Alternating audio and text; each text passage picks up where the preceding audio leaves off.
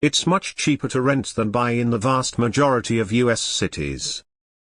Decided to make this post because, somewhat surprisingly, there seems to be a lot of people on this sub who are unaware that from a purely financial perspective, it makes little sense to buy instead of rent right now unless you live in a few select cities.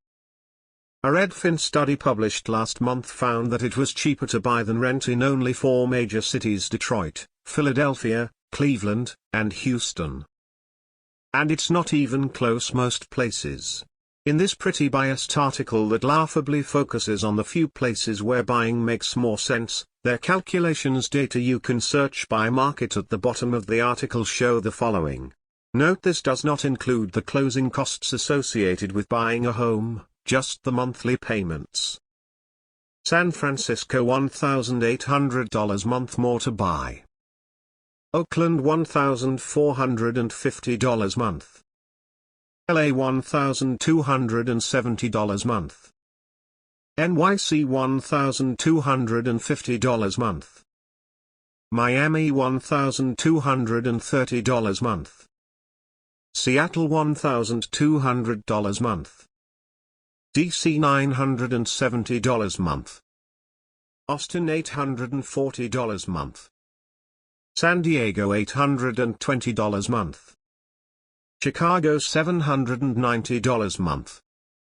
Portland $790 month. Boston $750 month. Dallas $690 month. Salt Lake City $610 month. Minneapolis $580 month. Denver $540 month. Atlanta $530 month. Cincinnati $520 month. Raleigh $370 month. Las Vegas $350 month. X200B. I live in SF and the difference is staggering. I have a large down payment, $400K or so, and even then, my mortgage etc. would be nearly twice my rent for a small detached place in like the East Bay. And then there's maintenance costs on top of that, right? This is just mortgage cost versus rent costs for comparable homes. You can rent a home for $X.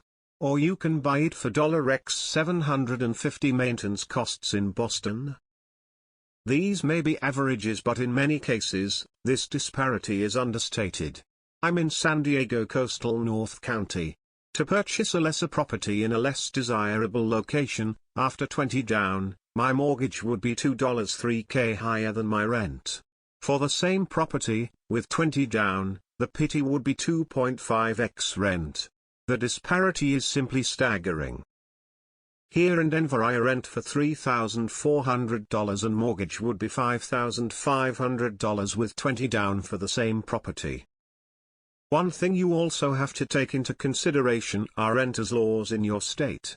Where I live, landlords can pretty much lease out a home with a cracked foundation, infested with bedbugs and black mold and exposed asbestos, and the lessee can't do shit about it. Please post this in our first-time home buyer, our real estate, and our real estate investing. A lot of people in those subs still mistakenly believe that buying at all-time highs is an investment that can't lose. Maintenance costs are expensive because tradespeople make good money. I work with construction folks.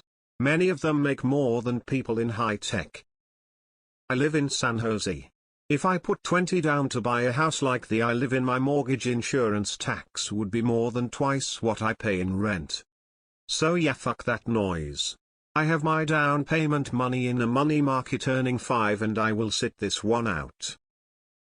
Denver average rent $1,549. I'm confused, this seems low. Are they talking about roommates splitting rent up, or is this for one person in one house, or is it for townhomes apartments? 100 agree. Imagine buying an investment property right now with a 7 mortgage. I keep reading people are actually doing that. They're going to be foreclosure statistics. From a purely financial perspective, it makes little sense to buy instead of rent right now. Financially we were better off renting in Austin. The number given in the table is accurate for my situation. However, mentally emotionally, my wife needed to get out of apartments and into her own home. So, here we are. There is no financial calculation to rationalize this. My advice for others is to address and discuss these issues deeply long before the point of no return in the relationship building process to prevent any values disconnects. Our landlords is salivating. I get the point, but buying is often a long game. Paying a premium up front to lock in a monthly that won't seem bad in the future. That said, things look particularly shitty right now for home buyers. I recently bought a condo in LA and it was a major downgrade from my apartment even though I am paying $500 more per month. I moved from Santa Monica to much less desirable Inglewood. I gave up central AC, in Unit WD, and living 3 blocks from the beach. Not to mention my old neighborhood had a walk score of 93 versus 46 in my new hood. My old place wasn't even rent controlled either. I don't regret my decision at all, but the difference is huge. The issue for many of us is that the vast bulk of rental properties are pretty ho-hum. Owners never invest into them the way you do when you are going to live there yourself. And anything really nice is usually also at the top of the rental market. For me, average doesn't cut it. I want a really nice place to live. I spend a ton of time in my house. The place I live in LA would be over 3 times my monthly payment if I were to buy it. This is the wrong comparison. You should be comparing the part of the mortgage that goes to interest plus maintenance and taxes to the rental cost. Not the whole pity. That is disingenuous.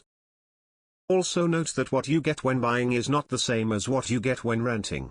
It's a lot easier to rent a place in a premium location or one that has been recently renovated than buy one like that, at least for that minimum price difference. Cheaper today, equal in 5 years, double in 10 years is how it's played out in the past. $530 in Atlanta? Is it a refrigerator box or someone's garage? Personally, it was cheaper to leave NYC and buy in PAR than stay in NYC and rent. I wonder if they factored in buying in surrounding neighborhoods with commuting. It may be temporarily cheaper, but if you're an owner, you automatically build equity and don't have to report to anyone but the bank. Just bought in Seattle. My monthly expense is cash I'll never see again. Interest, HOA, taxes, PMI is just below what it would cost to rent. And this will decrease over time. The principle is forced saving and building equity. Everybody's situation is different, and if it makes sense to buy for you and you can afford it, then I say do it. But they're throwing money away. Everyone knows that people who rent pay their landlord and then go to sleep under a bridge. WEF wasn't joking apparently with the "you'll own nothing and be happy" slogan. The issue is that rent goes up. Your mortgage is locked till you decide to change it or you pay it off. I rented a 2BD 2BTH apartment 5 miles from my house for $1,200 mo in 2008. Bought a house for $1,800 mo and everyone who rented apartments thought we were insane. Now we got our loan balance cut in half, and our interest rate is 2.75 and we have a 40-year loan. Our mortgage is $640 mo, $200 mo of that is taxes. Their rent for their exact same unit is now $2,500. X 200B. If you stay in an apartment, you are at the mercy of your landlord. I am the lord of my own land. The key being right now. Rents always rise. Once you get past 5.5 rates, most of the time yeah. But keep in mind your rent changes every 2 years. Your mortgage won't. Yes, but you are not getting a return other than a place to stay. If you buy, you are building equity every month. I just pulled up Zillow rentals in my area in town Atlanta. Similarly sized homes to mine, and in my same neighborhood range from 2800, 6200 mo depending on the quality of the house and furnishings. My mortgage is $3,000. So, maybe the apartments are cheaper than the mortgage. but the rental houses aren't.